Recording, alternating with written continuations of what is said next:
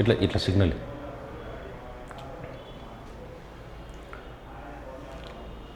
Yes Venkatramareddy, SVR police coaching centre, Kurnool coaching centre academic adviser అండి.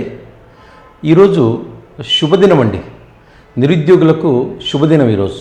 ఎందుకంటే ఈరోజు రాజమండ్రిలో జరిగిన ఒక సభలో ఆంధ్రప్రదేశ్ గౌరవ మంత్రివర్యులు శ్రీ నారా లోకేష్ గారు త్వరలో అనగా వచ్చే సంవత్సరం జనవరిలో జాబ్ క్యాలెండర్ విడుదల చేస్తామని ప్రకటించారు. ఇది చాలా చాలా చాలా నిరుద్యోగులకు గుడ్ న్యూస్ అండి.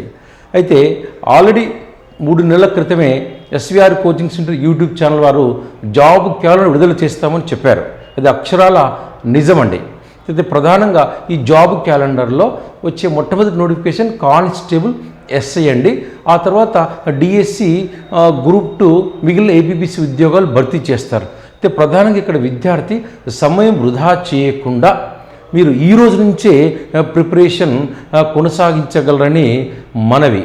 ఇక్కడ ఒక విషయము, కోచింగ్ అనేది 2 రకాలండి. ఒకటి ఆఫ్లైన్, రెండవది ఆన్లైన్. ఇటీవల గణాంకాలను పరిశీలిస్తే 100 మందిలో సక్సెస్ రేటు మనకు ఆఫ్లైన్లో కోచింగ్ తీసుకున్న వాళ్ళకు 95 మందికి, ఆన్లైన్లో కోచింగ్ తీసుకున్న వాళ్ళకి 5 మందికి వచ్చిందండి.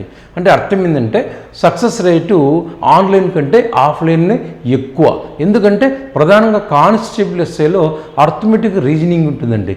ఇది మనము పేపరు పెన్ను పెట్టి ప్రాక్టీస్ చేస్తేనే వస్తుంది. అంటే ప్రాక్టీస్ మేక్స్ పర్ఫెక్ట్. కాబట్టి కానిస్టేబుల్ ఎస్ఐ అభ్యర్థులందరూ కూడా ఆఫ్లైన్ కోచింగ్తోనే సక్సెస్ సాధ్యమనే విషయాన్ని మనం ఇక్కడ గ్రహించాలి. కాబట్టి అభ్యర్థులారా నిర్లక్ష్యం చేయకుండా మీ ప్రిపరేషన్ వెంటనే కొనసాగించగలరు. అంటే జాబ్ క్యాలెండర్ ప్రధానంగా మనకు ఏ నోటిఫికేషన్ ఏ తేదీన వస్తుంది, ఖాళీలు ఎన్ని అని అనేక వివరాలు ఇందులో ఉంటాయి.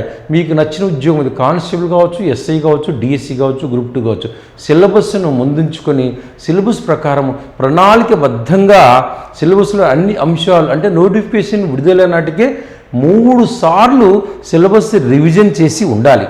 అలా చేస్తేనే సక్సెస్ అనేది వస్తుంది. నోటిఫికేషన్ విడిన తర్వాత చదవడం స్టార్ట్ చేస్తే మీరు సిలబస్ చదివే లోపే ఎగ్జామ్ డేటు వచ్చేస్తుంది. కాబట్టి అభ్యర్థులారా ఎవరైతే లాంగ్ టర్మ్ ప్రిపేర్ అవుతారో వాళ్ళే సక్సెస్ అవుతారనే విషయాన్ని మనము ఇటీవల తెలుసుకుని, ఇటీవల మనకు 2025 కానిస్టేబుల్ ఫలితాల్లో 2-3 సంవత్సరాల నుంచి లాంగ్ టర్మ్ ఎవరైతే ప్రిపేర్ అయ్యారో వాళ్ళకే జాబ్ వచ్చిందనే విషయాన్ని మనం ఇక్కడ గ్రహించాలి. అభ్యర్థుల విషయాన్ని గ్రహించాలని మరీ తెలియజేస్తున్నాను. ఇప్పుడు మనము నారా లోకేష్ గారి, అంటే గౌరవ మంత్రివర్యులు శ్రీ నారా లోకేష్ గారి వీడియోను మాటల్లో విందాం. నిన్నగాక మొన్న కానిస్టేబుల్స్ కూడా మనం ఆఫర్ లెటర్ వాళ్ళకి ఇచ్చేసాం.